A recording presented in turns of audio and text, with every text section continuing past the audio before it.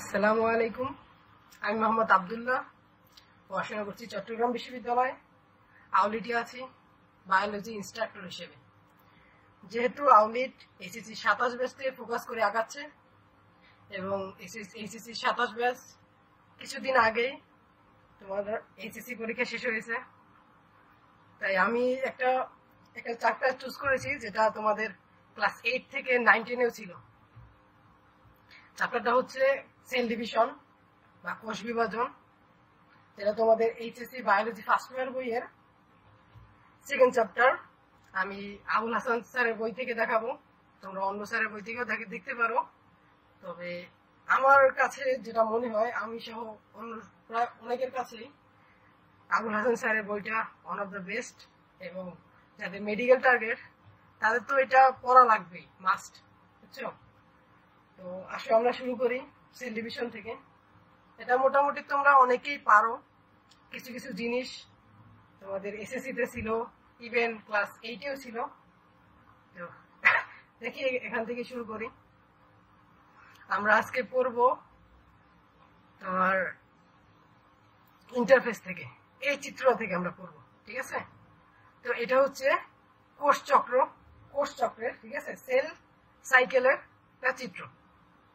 তো এখানে দুইটা পর্যায় আছে, একটা হচ্ছে তোমার মাইটোসিস দশা বা এম ফেজ, আরেকটি হচ্ছে ইন্টারফেজ, ঠিক আছে?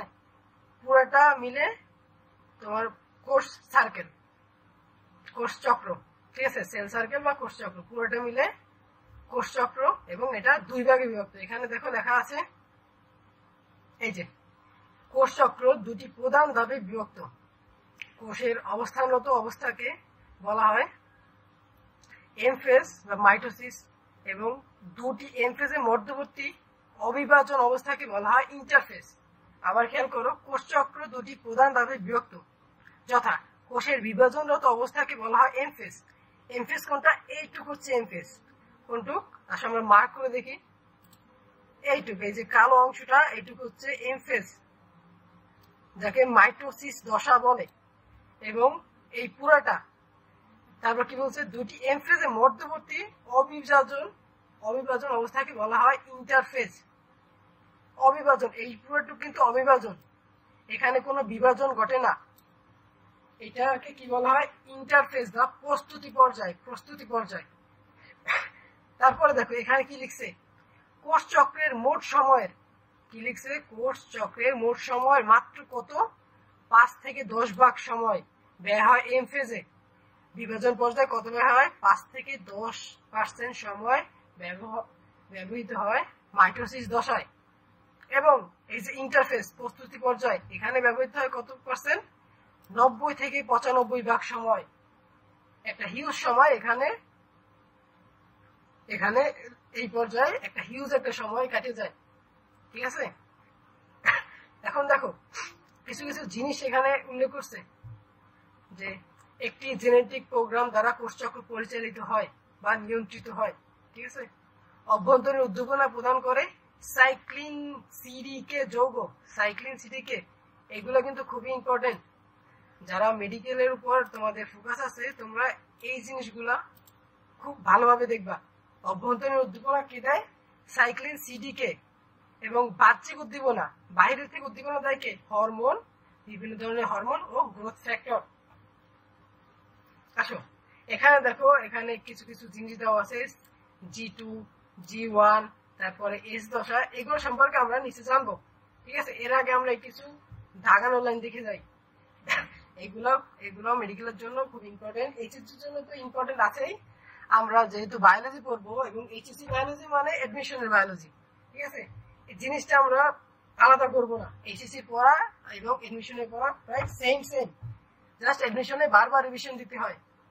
আর এইচএসসিতে আমরা যদি ভালোভাবে বেসিক থেকে পড়ি, আমাদের এডমিশনটা খুব স্মুথলি কাটবে, ঠিক আছে?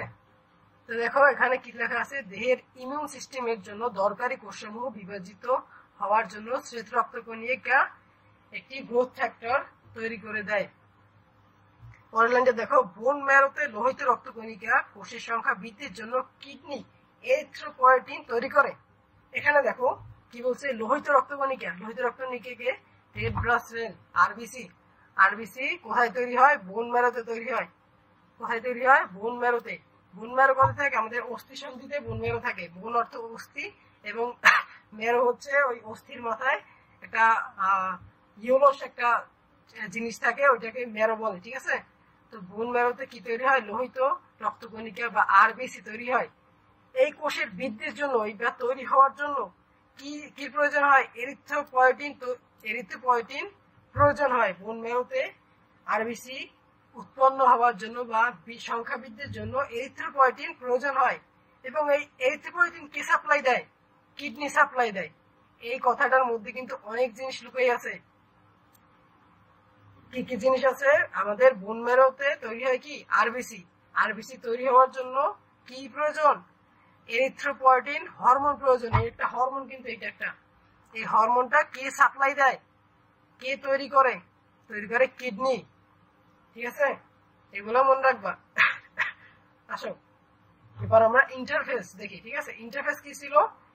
এই যে এইটা ইন্টারফেস ছিল প্রস্তুতি পর্যায়, যেখানে 90 থেকে 95% সময় ব্যবহৃত হয়।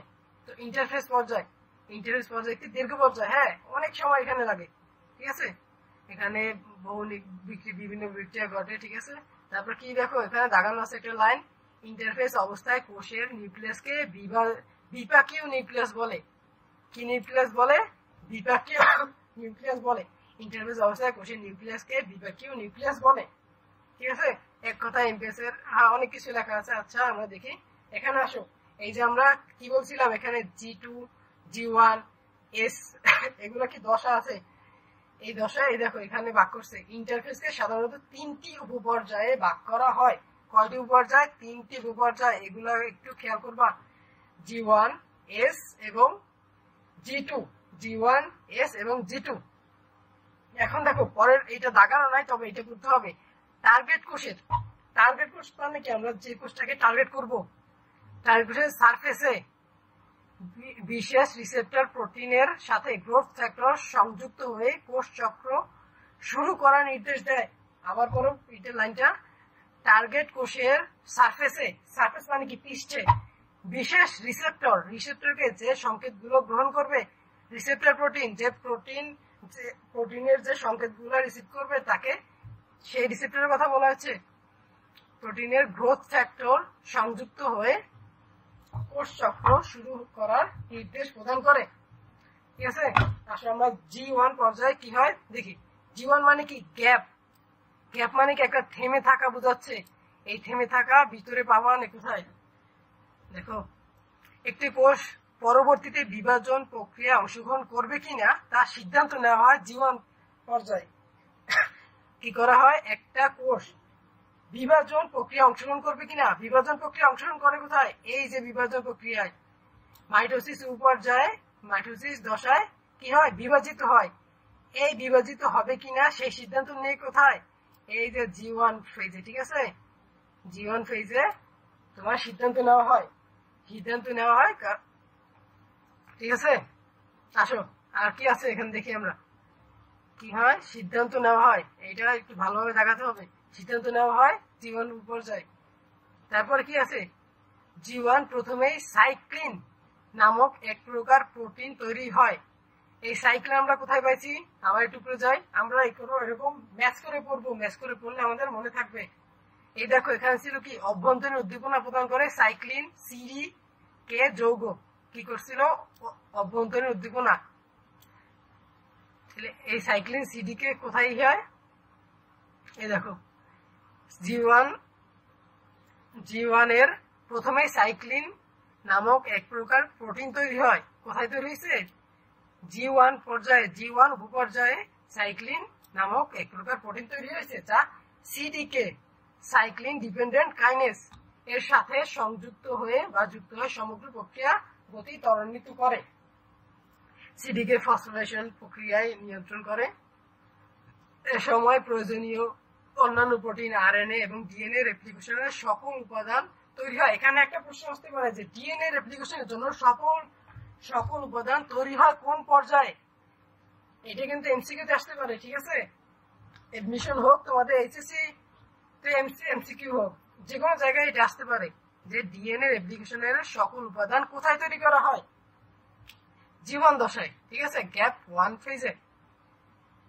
যে কোষটি আর বিভাজিত হবে না তা 1 সপ্তাহ বা 1 বছর অর্থাৎ আমৃত্যু পর্যন্ত এখানে থাকবে। এখানে কি সিদ্ধান্ত নেওয়া হয়? সিদ্ধান্ত যদি না হয় যে এটা বিভাজিত হতে পারবে না, তখন সেই কোষটা সারা জীবন এখানে থাকে, জীবন পর্যায়ে থেকে যায়। সে আর এস পর্যায়ে যেতে পারে না, G2 তে যাইতে পারে না, এবং শেষমেশ এম ফেজে বা বিভাজন পর্যায়ে যেতে পারে না। তারপরে এই একটা গুরুত্বপূর্ণ লাইন দেখো, কোষ চক্রের মোট সময়ের 30 থেকে 40% সময় এই উপপর্যায়ে ব্যয় করা হয়। কত পর্যায়ে, কত সময়? 30 থেকে 40। এই জিনিসগুলা খুব মনে রাখতে হবে, এগুলো কিন্তু খুব ইম্পর্টেন্ট। আমাকে যদি বলা হয় যে G1 পর্যায়ে বা G1 দশায় আমি কি কি মনে রাখবো, আমি সবার আগে মনে রাখবো এখানে সাইক্লিন নামক এক প্রকার প্রোটিন তৈরি হয়। তারপরে মনে রাখবো এখানে 30 থেকে 40% সময় ব্যয় হয়। তারপরে মনে রাখবো ডিএনএ রেপ্লিকেশনের সকল উপাদান তৈরি করা হয়। এই 3টা জিনিস আমি প্রথমে মনে রাখবো। তারপরে মনে রাখবো যে এখানে সিদ্ধান্ত নেওয়া হয় যে পরবর্তী পর্যায়ে যাবে কিনা। এখান থেকে এই অল্প কিছু জিনিস পড়লেই হবে। তুমি যত বেশি পড়তে পারো তত তোমার জন্য ভালো, কিন্তু তুমি যদি একবার অল্পর মধ্যে সবকিছু আনতে চাও তাহলে তোমাকে এই কিছু কিছু জিনিস এগুলো মনে রাখতেই হবে, না রাখলে চলবে না।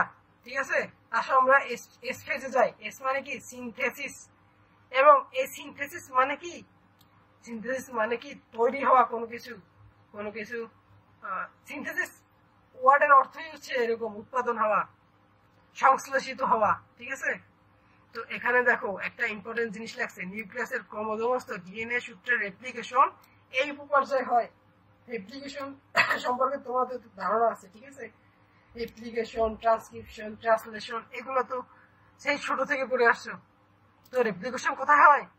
এই এস ফেজে হয়। ঠিক আছে, এটা খুবই ইম্পর্টেন্ট। এই দেখো মেডিকেল এডমিশন টেস্ট 21/22 এই কোশ্চেনটা আসছে যে ডিএনএ ক্রোমোজোমস্থ ডিএনএ সূত্রের রেপ্লিকেশন কোন দশায় হয়? এস দশায়। খুবই ইম্পর্টেন্ট। ঠিক আছে, আর মেডিকেল তো তোমরা জানো যে অনেকগুলো এমসিকিউ তোমাদের রিপিট হয় মেডিকেলে, এবং সেম টাইপের এখান থেকে আসছে মানে এর আশেপাশ থেকে আসবে, এরকম চান্স খুবই বেশি মেডিকেলে। যেখান থেকে আগে আসছে ওখান থেকে আসার সম্ভাবনা অনেক বেশি। ঠিক আছে, তা আসলে আমরা এস ফেজ আর কি আছে আমরা পড়ে ফেলি। ঠিক আছে, তারপর কি পরবর্তী উপপর্যায়ে প্রবেশের আগেই ডিএনএ রেপ্লিকেশন সম্পন্ন হয়। হ্যাঁ, এই যে এখানে যেটা বললাম ওইটাই। একটি দ্বিতন্ত্রী ডিএনএ অণু দৈর্ঘ্য বরাবর দুটি দ্বিতন্ত্রী ডিএনএ অণু পরিণত হয়। এগুলা খুবই হালকার উপর করলেই হবে। প্রতিটি ডিপ্লয়েড কোষের ডিএনএ পরিমাণ দ্বিগুণ হয়ে যায়। এর সময় হিস্টোন প্রোটিন সংশ্লেষ হয়। এইটা খুব ইম্পর্টেন্ট। ঠিক আছে, আমি বললাম কি একবার মেডিকেলে যেখান থেকে আসে কোশ্চেন ওর আশেপাশে থেকে পরবর্তীতে আসার সম্ভাবনা থাকে। ওরকম একটা জিনিস হচ্ছে এই যে এখানে হিস্টোন প্রোটিন সংশ্লেষ হয়। এই সময় হিস্টোন প্রোটিন সংশ্লেষ হয়, এটা খুবই ইম্পর্টেন্ট। ঠিক আছে, আর একটা ইম্পর্টেন্ট কি বলবো জানো? এই যে সময়টা, এখানে আমি বলছিলাম না আমাকে যদি বলা হয় আমি সময়টা আগে সাজেস্ট করব, ঠিক এস ফেজে এস দশায় কত সময় লাগে? 30 থেকে 50। এই উপপর্যায় সমগামিতা মোট সময় 30 থেকে 50 ভাগ। এটাও খুব ইম্পর্টেন্ট। তো এস দশা থেকে আমরা কি কি ইম্পর্টেন্ট জিনিস পাইছি? এখানে ডিএনএ রেপ্লিকেশন হয়, এখানে হিস্টোন প্রোটিন সংশ্লেষ হয়, এবং এখানে সময় লাগে কত? 30 থেকে 50%। আসো আমাদের ইন্টারফেজের সর্বশেষ দশা G2 দশা বা গ্যাপ 2 ফেজে আমরা দেখি কি কি পাই এখানে। এটি হলো এম ফেজ। এম ফেজ মানে কি? মাইটোসিস ফেজ, যেখানে বিভাজিত হয়। মাইটোসিস দশায় প্রবেশ করার প্রস্তুতি পর্যায়। এই যে দেখো G2 পরে কিন্তু শুরু হয় মাইটোসিস দশা, G2 এর পরে শুরু হয় মাইটোসিস দশা। এর জন্য এখানে বলছে কি যে এটা প্রবেশ করার প্রস্তুতি। আমার ঠান্ডা লাগছে। ঠিক আছে, আচ্ছা আমরা পড়াশোনায় আসি। এই উপপর্যায়ে প্রধান কাজ হলো মাইক্রোটিবিউলস গঠনকারী পদার্থ সংশ্লেষ করা। মাইক্রোটিবিউলস থেকে কিছু মনে পড়ছে? মাইক্রোটিবিউলস কি গঠন করে? এই দেখো নিচের লেখা আছে, এই যে সংশ্লেষ করা, যা দিয়ে মাইটোসিস পর্যায়ে স্পিন্ডল যন্ত্র তৈরি হয়। স্পিন্ডল যন্ত্র সম্পর্কে তোমরা তো আগে থেকে জানো, তোমাদের 8 থেকে স্পিন্ডল যন্ত্র আছে। এই দেখো মনে আছে স্পিন্ডল যন্ত্র কোনটা থাকে, এই যে এক মেরু থেকে আরেক মেরুতে এই যে লাইনগুলো থাকে, এগুলাকে কি বলে? স্পিন্ডল যন্ত্র। ঠিক আছে, এই যে আমি আঁকাবাকি আঁকছি, ঠিক আছে, এগুলা সমস্যা না, চিনতে পারলেই হবে। এই যে এখানে আরো দেওয়া আছে। তো স্পিন্ডল যন্ত্র কে তৈরি করে? এই যে মাইক্রোটিবিউলস গঠন করে সংশ্লেষ স্তরা, যা দিয়ে মাইটোসিস পর্যায়ে স্পিন্ডল যন্ত্র তৈরি হয়। তো এটা খুব ভালোভাবে দেখাও কি করে মাইক্রোটিবিউল গঠনকারী পদার্থ সংশ্লেষ করে জিটু পর্যায়ে। কি করে জিটু পর্যায়ে কি করে মাইক্রোটিবিউলস গঠনকারী পদার্থ সংশ্লেষ করে, যা দিয়ে কি স্পিন্ডল যন্ত্র তৈরি হয়। এটি সেন্ট্রোজোম থেকে দুটি সেন্ট্রোজোম, একটি সেন্ট্রোজোম থেকে দুটি সেন্ট্রোজোম পরিণত হয়। তারপর কি আছে সেন্ট্রোজোম মাইক্রোটিবিউলস তৈরি সূচনা করে, এটাও খুব ইম্পর্টেন্ট। ঠিক আছে, সেন্ট্রোজোম মাইক্রোটিবিউলস তৈরি সূচনা করে। বিভাজন প্রক্রিয়ার জন্য প্রয়োজনীয় এটিপি তৈরি হয়। বিভাজন প্রক্রিয়ায় তো এটিপি লাগবেই কোনো কিছু আলাদা করার জন্য। এখানে অনেক কাজ করে না, এখানে কি হয় নিউক্লিয়াস আলাদা হয়, ক্রোমোজোম আলাদা হয়, অনেক ধরনের শক্তি খরচ হয়। শক্তি কি দেয়? এটিপি। এটিপি কি বলে? জৈব মুদ্রা, শক্তি মুদ্রা বলে না? এটা তো তোমরা পড়ছো 9, 10-এ। ঠিক আছে, জৈব মুদ্রা কয়েন না এরকম কি জানি ছিল। ঠিক আছে, হ্যাঁ তোমাদের পড়ার কথা, মনে থাকার কথা যে গ্লাইকোলাইসিস এই এখানে ছিল, ক্রেবস চক্র, আমার ঠিক মানে একটু কিছু কিছু মনে করতেছে। যাক তাহলে ঠিক আছে। এখন আরেকটা দেখো, জিটু থেকে মাইটোসিস এ প্রবেশ করতে হলে ম্যাচুরেশন প্রমোটিং ফ্যাক্টর কি? ম্যাচুরেশন প্রমোটিং ফ্যাক্টর MPF নামক প্রোটিনের প্রয়োজন পড়ে। ম্যাচুর হলে তো তুমি বিভাজন করতে পারবা, ম্যাচুর না হলে কি পারবা বিভাজন করতে? পারবা না। এই জন্য কি লাগে? ম্যাচুরেশন প্রমোটিং ফ্যাক্টর নামক প্রোটিনের প্রয়োজন পড়ে। কিছু সংখ্যক কোষে জিটু পর্যায়ে এসে আটকে পড়ে যায়। আটকে পড়ে যায় কেন? তাদের এই প্রমোটিং ফ্যাক্টরটা থাকে না, এই জন্য জিটু পর্যায়ে এসেও আটকে পড়ে যায়। এবং এখান থেকে ওই সময়টা দেখতে হবে, এখানে কত সময় লাগে? এখানে 10 থেকে 20% সময় লাগে। মোট সময়ে 10 থেকে 20% সময় লাগে। ঠিক আছে, এই সময়গুলো আমাদের খেয়াল করতে হবে। তাহলে আরেকবার আমরা রিভিউ করি, আমরা কি কি করলাম আজকে। আমরা বললাম কোষচক্র। কোষচক্রের মধ্যে দুইটা পর্যায় থাকে, একটা মাইটোসিস দশা বা এম ফেজ, ঠিক আছে, আর একটা ইন্টারফেজ দশা বা প্রস্তুতি পর্যায়। মাইটোসিস দশায় সময় লাগে কত পার্সেন্ট? 5 থেকে 10%। এবং ইন্টারফেজে কত পার্সেন্ট সময় লাগে? 90 থেকে 95%। এটা খুবই ইম্পর্টেন্ট, মনে রাখতে হবে। এবং ইন্টারফেজের কয়টা ভাগ ছিল? উপপর্যায় ছিল কয়টা? 3টা, G1, S এবং G2। G1, S এবং G2। G1 এ কি কি ছিল? G1 এর মধ্যে কি কি মনে রাখতে হবে? G1 এ মনে রাখতে হবে আমাদের সাইক্লিন নামক প্রোটিন তৈরি হয়। কি তৈরি হয়? সাইক্লিন নামক প্রোটিন তৈরি হয়। এখানে এটা দেখা যাচ্ছে না, দাঁড়াও। এখানে কত পার্সেন্ট সময় লাগে? 30 থেকে 40% সময় লাগে। এবং এখানে ডিএনএ রেপ্লিকেশনের সকল উপাদান তৈরি হয়। রেপ্লিকেশন কোথায় হয়? রেপ্লিকেশন হয় এস ফেজে। ঠিক আছে, এখানে কি সকল উপাদান তৈরি হয়, সকল উপাদান রেডি হয়ে থাকে, তারপর এস ফেজে যাওয়ার পরে এখানে রেপ্লিকেশন হয়। তারপর কি জীবনে আছে আর কি আছে? এখানে আছে সিদ্ধান্ত গ্রহণ করে যে পরবর্তী পর্যায়ে যাবে কিনা। আমি মুছে দিচ্ছি এগুলা। ঠিক আছে, আসলে এস ফেজে কি কি আছে? এস ফেজে একটা তোমার মেডিকেলের কোশ্চেনে পেয়ে গেলাম। এখানে কি হয়? রেপ্লিকেশন হয়। ডিএনএ রেপ্লিকেশন হয় কোথায়? এস ফেজে। তারপরে গুরুত্বপূর্ণ কি আছে? হিস্টোন প্রোটিন সংশ্লেষ হয়। হিস্টোন প্রোটিন সংশ্লেষ হয়। এবং কত সময় লাগে এখানে? 30 থেকে 50 ভাগ সময় লাগে। আসলে জিটুতে কি হয়? মাইক্রোটিবিউলস গঠনকারী পদার্থ সংশ্লেষ হয়। মাইক্রোটিবিউলস গঠনকারী পদার্থ সংশ্লেষ হয়, যা পরবর্তীতে কি করবে? স্পিন্ডল যন্ত্র তৈরি করবে। স্পিন্ডল যন্ত্র তৈরি করে কোথায়? এখানে মাইটোসিসের পর্যায়ে আছে কি? Prophase, prometaphase, metaphase, anaphase, telophase. এখানে এইসব পর্যায়ে কি করবে? স্পিন্ডল যন্ত্র তৈরি করবে, যা আমরা পরবর্তী লেকচারে দেখব। আজকে আমাদের লেকচারের মধ্যে যেটুকু আছে আমরা ওইটুকু করবো। ঠিক আছে, বেশি প্রেশার নেব না। আচ্ছা, আর কি কি আছে জিটু ফেজে?